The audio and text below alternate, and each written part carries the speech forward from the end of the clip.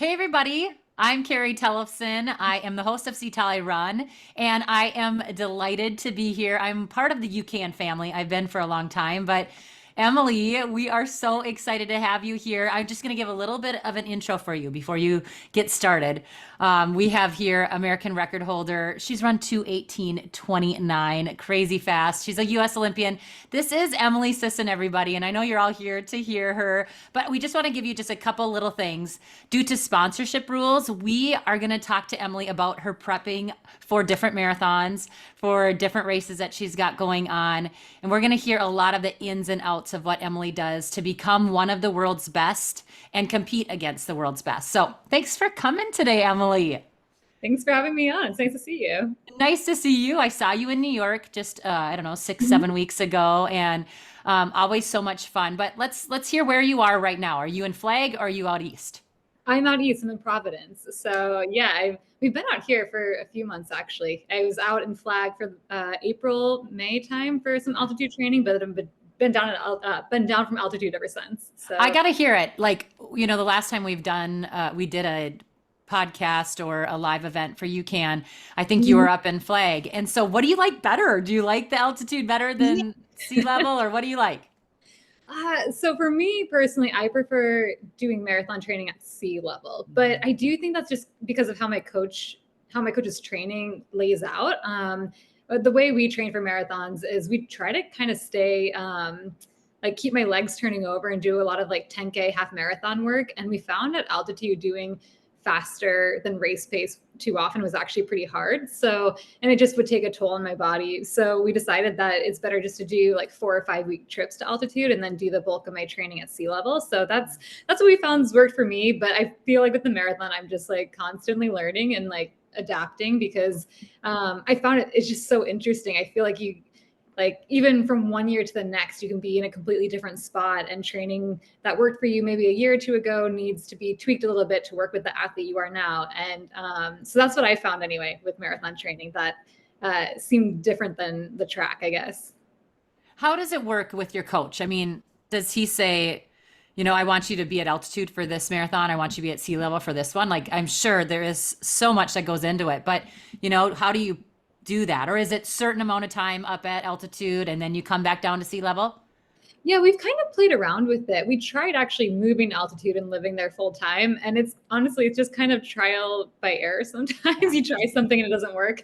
And we found that just staying for too long, it like my body would just get so run down. And Yeah. I thought I'd be able to adjust the training myself enough to figure it out. But it just was like, yeah, the training that works for me, my coach's training, it just didn't seem to work as well at altitude for long periods of time. So anyway, that was kind of just us. We like figured it out, and that's honestly like so much of it is I feel like figuring it out as we go along. Uh-huh. Um, some stuff is like we look back on past experiences and can draw on that, but sometimes it's just like you just figure it out and you learn for the next build how like what worked, what didn't work well, and there's always something to take away. I feel like.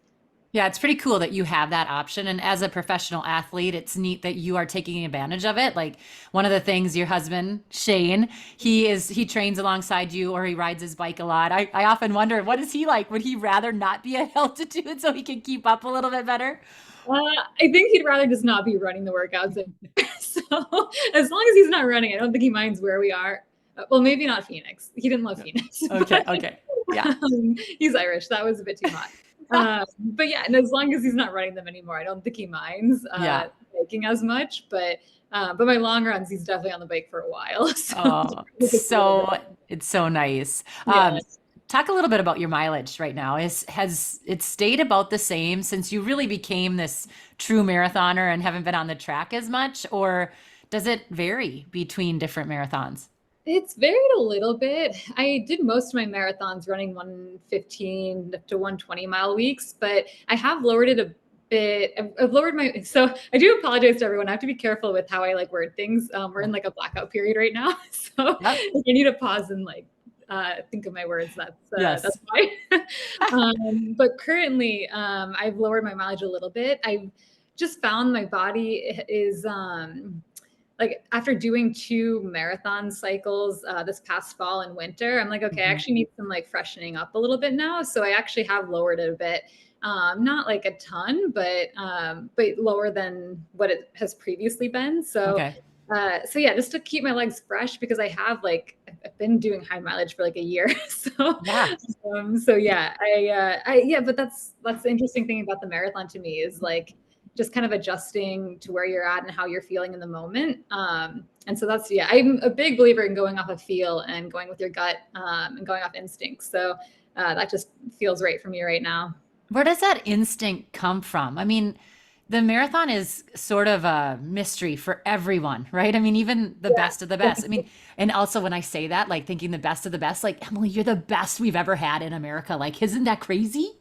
It is so cool. I love it. I mean, you're the fastest we've ever had. It's so neat. But anyway, like that instinct and just I think the hidden part of it is that quiet confidence that you have. Like you always have had quiet confidence. It's, not out there for the world to hear, except for every now and then when you say something, we pick it up. So, like, where do you get that to be able to do what you do? Yeah, I don't even know where that kind of came from because I do feel like the quiet confidence is right, but I like that's how I used to describe Molly Huddle, and I'm like, did I just pick that up off her? Like, I don't even know. But yeah, I don't know. I think I've spent like years trying to like learn as much as I can about running and like just investing time into try to figuring out how my body works, what works best for me, and in my training and staying healthy. And so I think like a lot of it comes from just experience and spending so much time trying to like understand how things work and how training works for me and how my like what works for my body. And so there's like a bit of confidence from that, I suppose, just spending Hmm. so much time trying to learn from the best, learn from having such an amazing teammate to learn the ropes from, learning from some of the best physical therapists and chiropractors and coaches, and just Yeah. kind of picking people's brains a bit. And so, yeah, I think I've surrounded myself with a lot of people I picked up things from. Hmm. But then I don't know. I do feel like sometimes I can't really explain why, like I have a gut instinct to do one thing over another, but I generally feel like most of the time I feel like I make good decisions with the knowledge I have at the time. So I don't know. Yeah. Part of it's just, I don't know, instinct coming from somewhere. I love that you brought up Molly because that was Yeah. one of my notes. I read somewhere that Molly said, Molly Huddle, who obviously we know she is such a great, she's like a 26-time US champion. She is also an American record holder. So unbelievably fast. She was third at the New York City Marathon a few years ago, 5 years ago, maybe. But she calls you a no nonsense woman. Oh, Did I you think read that? so. Shane calls me that. I don't even Oh, know where does that's he? And from. then I read that she wrote it. She said it too. So they are on the same page. Some Irish, maybe it's an Irish phrase. I don't even know. It needs to be a song that you need to hire someone. And actually, I did create a song for Charlie for one of our anniversaries. So maybe that could be the title of your song. I can ask him to write me one. No Oh, nonsense woman. I like it. he does call me that. I think when I am working, I'm just so focused. Yeah. I'm not like that 24/7. I'm kind of like a light switch. I kind of go on and off. But when I'm like working, I'm focused. So I think Yeah. that's where it comes from. I agree that focus. And so that's the next thing I wanted to, you have these good transitions right here. Mindset. I love to talk about your mindset. It's something I do all the time when I'm doing commentary because I just think that you and Shane have such a great connection and he has figured out a way to be an awesome husband, obviously, Yeah. great training partner, but also sort of your psychologist as well, psychiatrist, all the things. So let's talk about mindset a little bit. Going Yeah. into a big race, whether you are, training for the New York City Marathon or something else, like how does he help you get into the right mindset? Yeah, it's interesting. I do like talking about how like how much he helps and how big of a role he plays. I think sometimes people are like, "Why does she talk about her husband so much?" But I like um, talking about Shane. He's a great guy. he has a huge fan club. I've noticed. Yes, he does. But yeah, he's done a lot. He's like given up his he's taken like a longer path for his career in order to help support me, which I am just so appreciative of.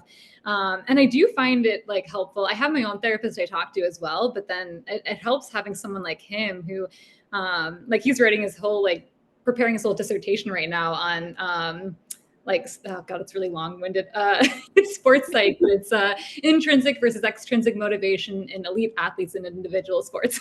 So It's brilliant. hard to say that. I have to like get my words right. But I do find it interesting picking his brain sometimes on things, because I'm like, okay, I'm like thinking about this, like what's a way I can like reframe this or reword it. And one thing my husband's like really good at is like he's picked up with me is like I'm a very like task oriented person, and so often like he helps me kind of break things down into tasks, because he's like, that's when you always perform your best, is when you're not thinking so much about like an outcome you have to achieve. It's when you like are literally focused right in front of you, like the next step. And so that's often what he kind of helps me reframe.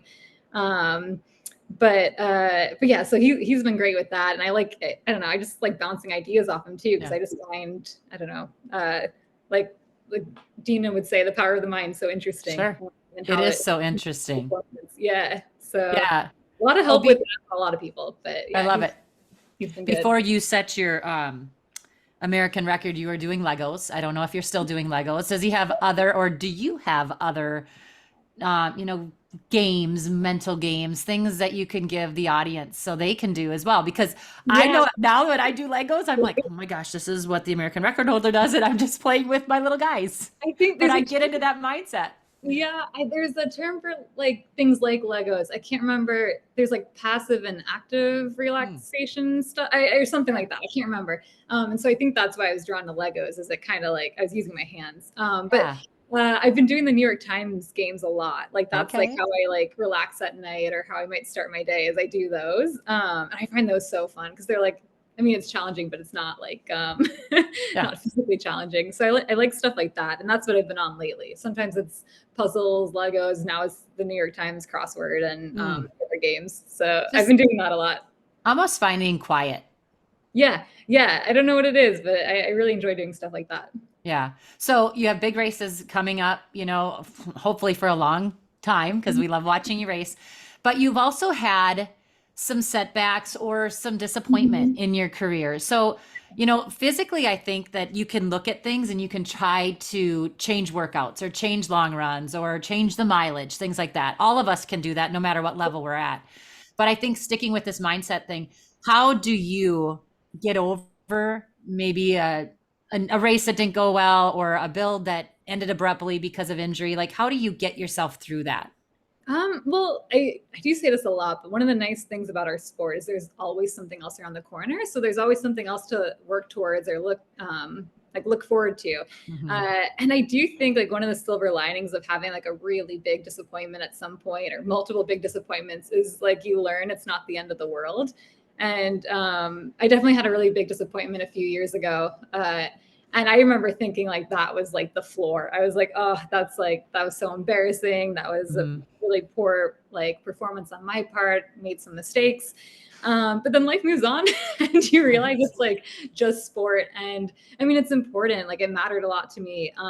But like, I think that actually is a silver lining of disappointment, is you realize like, oh, that actually like things didn't, like the world didn't stop. Right. Right. And I bounced back from it, and I can bounce back again. And I guess that's giving it like a more positive viewpoint now, like I'm like years in the future. But I also think like it sucks, but I do think failure is necessary for growth.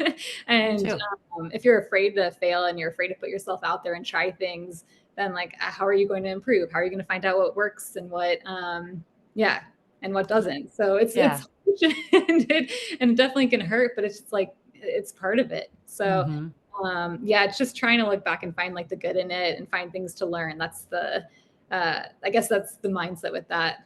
Yeah. Let's talk about what you do besides running. I mean, we've now talked about mindset and some of your, changes in your training and things like that. But what do you do if you are injured, or just to not be injured? Are you doing different exercises? Are you getting in the gym? Do you cross train? So many people now are supplementing with, arc trainers and bikes and things like that. So what do you do? I do think I see that in my future, and I've always thought that was going to be in my future, to start cross training more, ever since I talked to Meb a few years ago, because he told me like the more marathons he did and the like what kind of extended his career was lowering his mileage a lot, but supplementing that with cross training.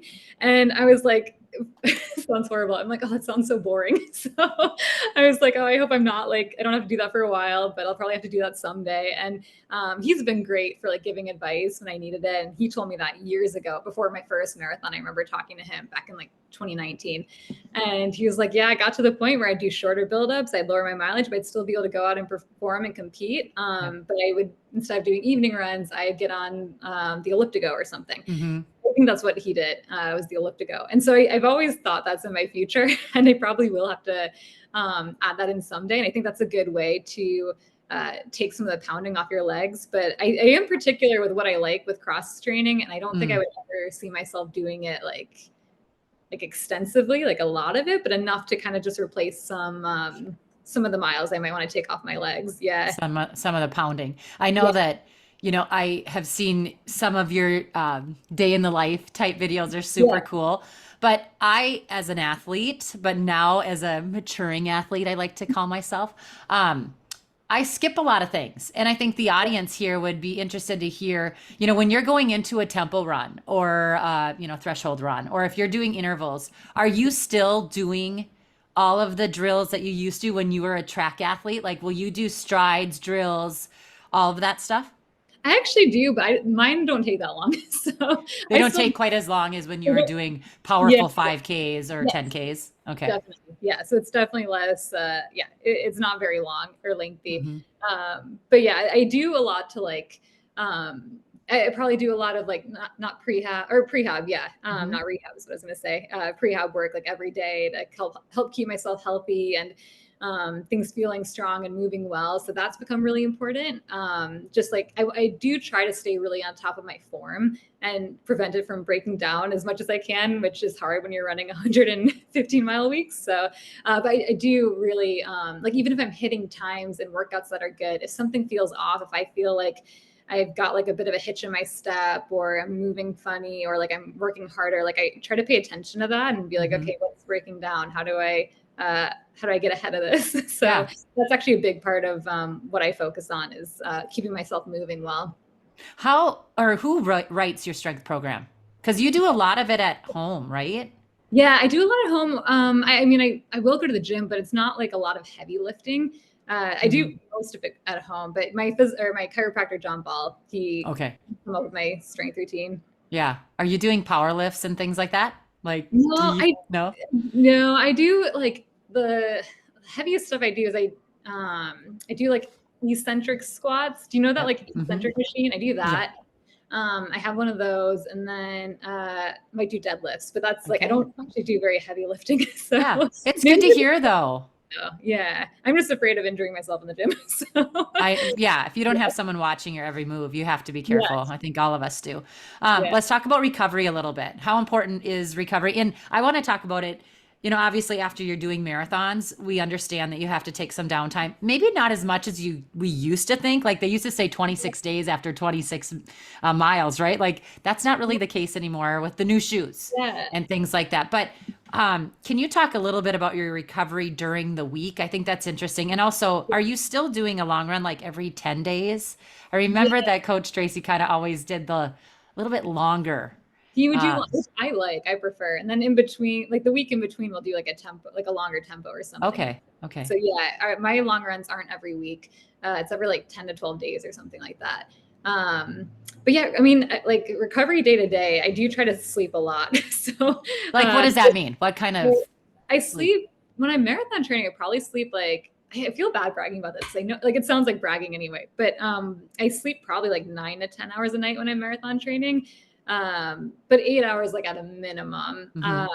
And then like I will nap like most days as well. So I do try to sleep well, and I try to like eat really well and fuel well and make sure just that I'm doing everything I can to support the training load, because it is really like it's stressful on the body. It's hard. So I really try to look after myself and rest and recover in between the training sessions. So mainly sleep, like it's nothing like nothing novel, just sleeping and eating really well. So I think that is really novel, and it's a good reminder that that is such a great way for us to recover. You talked a little bit about nutrition. What's your daily like normal normal, intake, not necessarily your UCAN fueling and stuff. We'll get into that, but let's talk about nutrition. Yeah, I mean, it's nothing that exciting, but I get asked about like what I eat in a day a lot, so I probably should include that more. You should do a day in the life of what you eat. I know I should. It's boring, but it's usually like peanut butter toast with like banana or blueberries in the morning, and like just regular black coffee. But then depends on if I'm like working out that day or if I'm just like if it's just a regular day, I'll just do that. And then after I run, I might have like a snack while I like shower, do some exercises, and then lunch is like it's something easy. So I'll either like just throw rice in the rice cooker or quinoa or something, or make a sandwich. And I make sure I get a lot of protein. So like enough protein through like eggs or meat or something like that. And then usually like that's my nap time. I nap, and then I make like a big like I'll have like a good snack afterwards. I actually I like a bowl of like Greek yogurt or something to get extra protein in, with like granola and fruit. UCAN used to make granola. I really liked for it. I know, I loved it too. Let's go get it back. Yeah. Shalene has a really good granola recipe in her cookbook. I don't have the time. Well, no, I do have the time. I just don't. I don't think I want to put the effort in to make my own granola, but it is good. And so then I usually have a snack, go for an evening run, and then like Shane cooks dinner probably most nights, which is really nice. But I make sure I'm getting enough carbs, enough protein, get some vegetables in. But yeah, really focusing on the carbs and protein when I'm training hard. Like you don't want to neglect either of those, and hydrating really well throughout the day.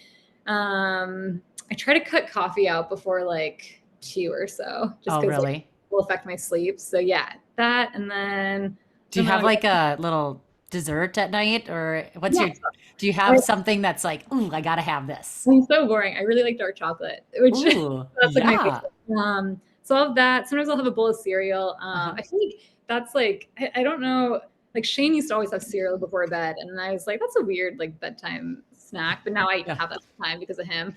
But yeah, it's just like it's nothing super exciting. That's like a typical day for me. Just making sure I'm eating enough and never like going hungry. You never want to go hungry when you're marathon training. Yeah, so that can get you in trouble for sure. Awesome. Okay, let's talk about UCAN a little bit. How are you using it lately? What's your favorite products right now?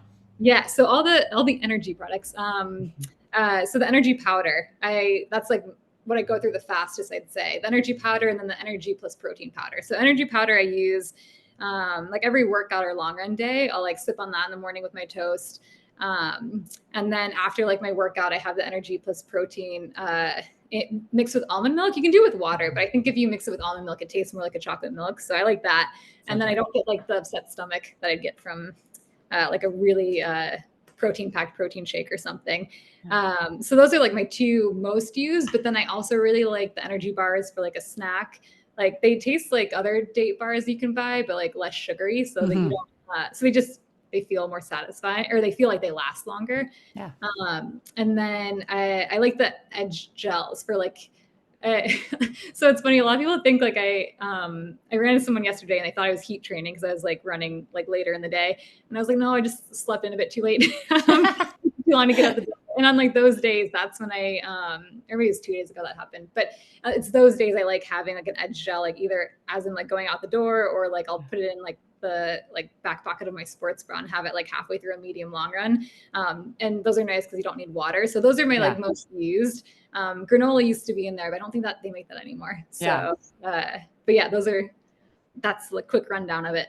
I love it. I love it. But I mean, it takes practice, and it also takes, energy and time to definitely get it down, get your rhythm and your menu down almost. Yeah. Yeah. The nice thing is none of those things upset my stomach, and my stomach can be like sensitive sometimes. So, so that's nice. Yeah. What can you tell us? Like, has your energy been affected at all by using UCAN? Like, do you feel different when you use it? I definitely feel like I can hold myself over well between like when I finish a workout and then when I go sit down and have a meal. Like one of the things I thought was like normal my first marathon was like you just get cranky sometimes and like a little irritable. Yes. I was like, oh no, that's actually a sign you're like not feeling well. So like you're getting too hungry and you're crashing. So like my husband and I would joke about it, like the first 2 marathons I did, like, oh, you're getting cranky, you probably need to like go have a Oh. snack or something. But like when you actually feel well, like I don't get cranky. So Hmm. um that was one thing I noticed, is like it helps like hold me over. Like it's not like in place of a meal. Like I still need to Yeah. have like a good proper lunch after a hard workout, but like it Mhm. like helps me so that I can like go either get my gym work done or like go shower and change and then go like have time to sit down and eat lunch after I finish a long run and I'm not like crashing on my way. So For that sure. was the first thing I noticed, was because I was actually just like getting back into training when I started using UCAN. And I remember I was like on the way to lunch with friends and we got like delayed because like, you have to wait around to sit down at lunch when it's like brunch on a weekend. And Yeah. I was like, oh, I'm not cranky. This is good. So, It carried you through. carried me through. Yeah. I think that's great. I love that you have been able to figure out the right concoction with UCAN, but I also want to hear how you guys have used it just like in general. I think it's always fun. I don't know if you do this, but like people make energy balls with their energy mix. Like, have you used it for other things? I've seen other people use it for other things. I saw someone make, it was like a smoothie or something. I can't Yeah. remember. It looked really good. I think they used like frozen banana and like almond milk or something with the Peanut chocolate. butter and things like that. Yes, that Mm. looks really good to me. And I think I saved it and I was like, oh, I'll try this. And I never did. But But if you like it, I mean, I like it plain too, but if you like it that way and it works, then you don't necessarily have to. But, there are people that would like to zhuzh it up a little bit. I want to try the like chocolate, or it's the cocoa protein, Mhm. energy plus protein powder. That's what I like to use. So I think I would use that with like almond milk, a frozen banana, and maybe like peanut butter or So something. good. Because it like the frozen banana gives it that like thicker consistency. Yeah. So it'll make it And taste like a smoothie or something. and Yeah. when we do the live events and the UCAN folks come and make Yeah. their, it's so good. Like I can't do it quite as well. I need to do more, have more practice, but I maybe You am don't just cook too them. much like, oh, I got to go to baseball practice with the kids, so we just shake it up and it tastes just as good probably. But I love when the UCAN folks make it for me. Yeah, I need to try that now. Now I need to go look up these recipes. Yeah, you do. I have done the energy balls and I love them. They're really good. So try it, check it out. People put it in their oatmeal, all kinds of fun stuff. Oh, okay.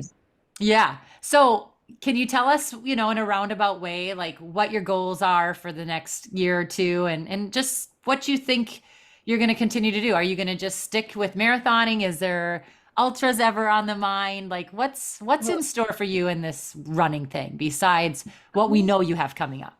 Yeah, I know. Again, I'm sorry I can't reference the immediate future. We probably, Yeah. in hindsight, should have had this call a week ago, but it's fine. This has gone really well. This has been fun still. So I think ultras, no, I don't see Oh, myself further than the marathon. I feel like sometimes I stretch myself to run 26.2. I do enjoy okay. it. I love the challenge of it, but I don't think I would enjoy going further. So I said from the beginning, and I'm like, I think it's true. 26.2 is the furthest I'll go. But I do love it. And I think, I guess like thinking the next few years, I would like to kind of come down in distance for a little bit and Oh, get my legs to freshen up a bit more. I'd like to hop in more half marathons and more like more 10Ks and okay. maybe, yeah, I want to go over like to Europe more and race a little bit more over there because there's so many good road races. So I think Cross country? probably not cross country, no, Really? and probably not the track. But you never know. Maybe I'd hop on the track for like a 10K. Hmm. I find that like track training really beats me up, and so like I love it, but I don't love like the injuries that came with it for me. And like when I'm training for 10Ks on the road, I don't actually have to run like that fast. Like I can just get down a 10K pace like a little bit faster, and that'll prepare Hmm. me to have like solid runs on the roads. But when I'm on the track, I have to like get my legs turning over way faster to be competitive. And for some reason, that just like really beat me up. I don't even think it was the spikes that did it. I think it was just like maybe the turning a bit on the track. But I think the paces just could like get my body kind of just very tight and Sure.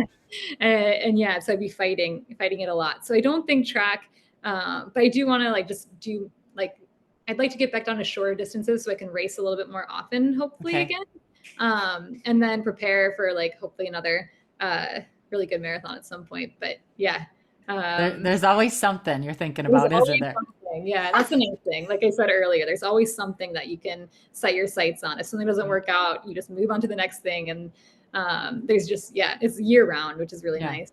Well, before I let you go, I know that someone wrote in the questions that they wanted to know if there's ever a run that you go on where you're like, oh, I don't want to do this, so I turn around after a quarter of a mile, or if that's where you really have to use that mindset to tough through. Like, how do you get through those hard days? Oh, there are definitely days where I'm struggling to get out the door. So, I mean, it's not every day, but yeah, I think, like I've said this before on podcasts, one of the phrases I like using is, oh wait, now I'm gonna blank on it. It's motivation follows action. That's it. Yeah.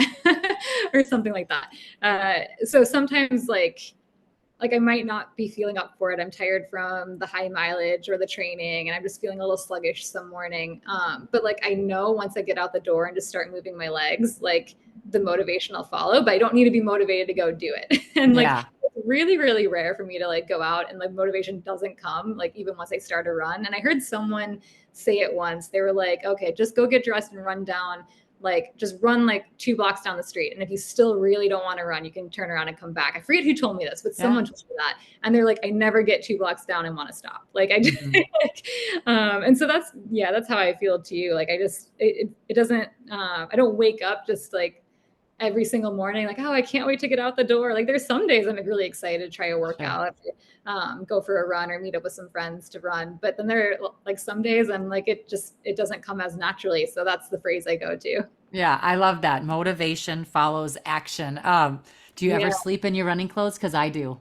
No, If I'm feeling, less motivated or really crunched for time, I will sleep in a portion of them. I would feel uncomfortable sleeping in like tight fitting clothes. I'm Like, telling you, don't knock it until you try it. okay, we've been folding tights tonight, even though it's summer. It doesn't make sense. Yeah, maybe not tights, but sports bra and a pair of shorts, that's good. Well, uh, we wish you all the best of luck. Thank you for giving us a little insight on your marathon training and your fueling, recovery, strength training, all of it. It's so interesting to hear. And, you smile the entire time that you talk, Emily. And it's, we're here as a community supporting you and wishing you all the luck in your upcoming adventures and races. Thanks, Carrie. It's nice Yeah. talking to Nice talking to you. Thank you, everybody, for coming today. Go, you. Emily. Thanks.